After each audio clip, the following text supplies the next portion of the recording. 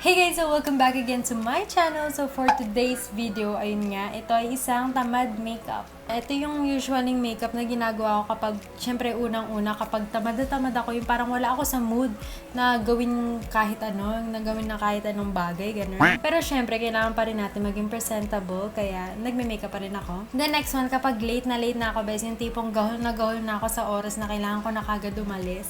Pero kailangan pa rin maging presentable, kaya magme-makeup pa rin ako. Ang arte. So, if you wanna know how I did it, just keep on watching. So, first, ayun, nakapagtali na ako ng buhok. Ayan, kailangan to, lalo na dun sa mga malilate na dahil para mabilis ang proseso ng ating paglalagay ng makeup. So, mag-moisturize na tayo ng face. And ito yung gagamitin ko, yung sa Aqua Moisturizer ng Eye White. Ayan, ito yung gagamitin kong moisturizer dahil madali lang siyang maset. Kapag pinahid-pahid mo yan, ayan, mabilis lang siya mag-set, as in matutuyo kagad siya dyan sa face mo. Unlike sa isa kong moisturizer, yung Nature Republic, ayun, matagal kasi yung mag-set.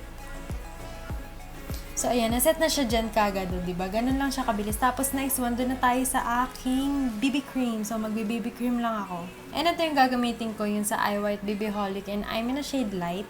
So, kapag nagmamadali na ako or tinatamad ako, ganito lang ginagawa ko. Parang gagawin ko lang siyang moisturizer na parang i-glide ko lang siyang ganyan. Ganyan lang, para mabilis tayo, bes, ha? Dahil ng pat-pat.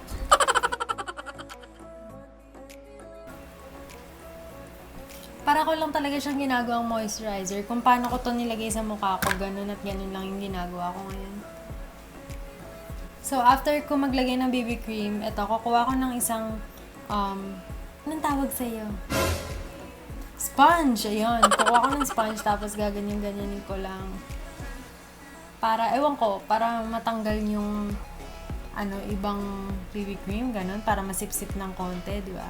Para mukhang natural lang. So, next one, kung gusto nyo talagang tapalan yung mga eye bags nyo, pwede naman kayo mag-concealer, pero ako, hindi talaga ako nag-concealer na dahil tinatamad talaga ako, wala ako sa mood. Dahil kapag magme-makeup pa akong ganun, tapos wala ako sa mood, wala, papangat lang itsura niya, kaya skip na natin yung concealer. So, next one, na gagawin ko naman ay sa kilay. And hindi na ako magkukulay-kulay ng kilay dyan dahil, ayan, parang makapal na din naman yung kilay ko.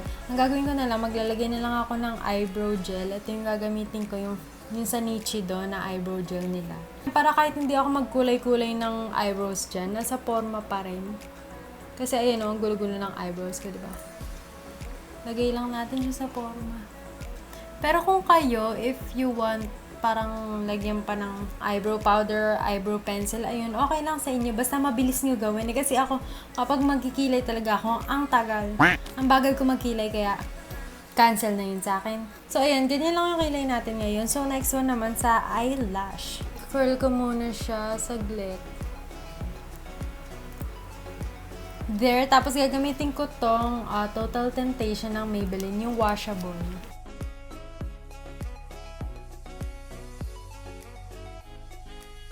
So, ito yung re-recommend ko sa inyo na gamitin nyo dahil, ayan, diba? Diba? Mukha na kagad tayong tao, kaya love na love ko tong Temptation. Favorite mascara ko to. So, next one, nga pala, hindi pa ako nagsiset ng aking face. So, ito yung ginagamit ko. Ayan, itong Daily Spell na bench powder in the shade Natural. Tapos, ang gagawin ko, ayan. Ito ko lang siya lalagay sa aking kamay. Tapos, gagamit akong brush para mabilis ng pag-spread din. Ayan, ganyan-ganyan mo lang. Ayan, sa leeg. So, next one, forward na kagad tayo sa ating blush. And para sa blush, gagamit ako ng powder blush dahil kapag tint yung ginamit ko, matagal mag-balance ng tint na blush. Kaya magpa-powder blush ako dahil feeling ko kasi mas madali yun. Or para sa akin lang yun. Ewan ko. So, ito yung gagamitin kong blush. Ayan, yun sa Ido Travel Kit. Tapos, itong shade. Ganda kasi itong shade na to. Parang natural lang.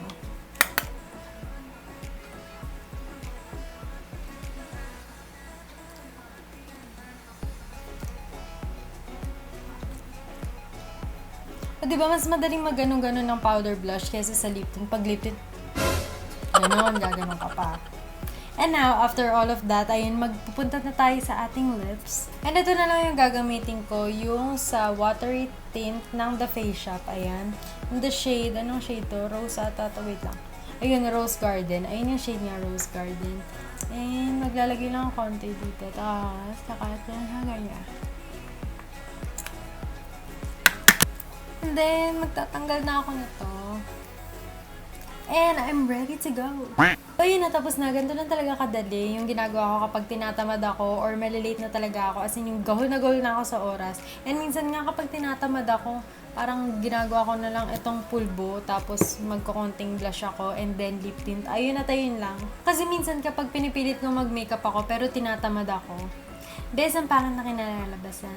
Yung kilay ko, hindi pantay. Minsan makapal, ganun dito. Makapal dito, manipis, ganun. Hindi nagpapantay. Tapos yung sa blush ko, minsan sobrang kapal, sobrang patchy, ganun dito yung part, yung makapal. Tapos sa iba, wala na pala, ganun. Wala, ang pangit. Nagmumukha lang akong clown.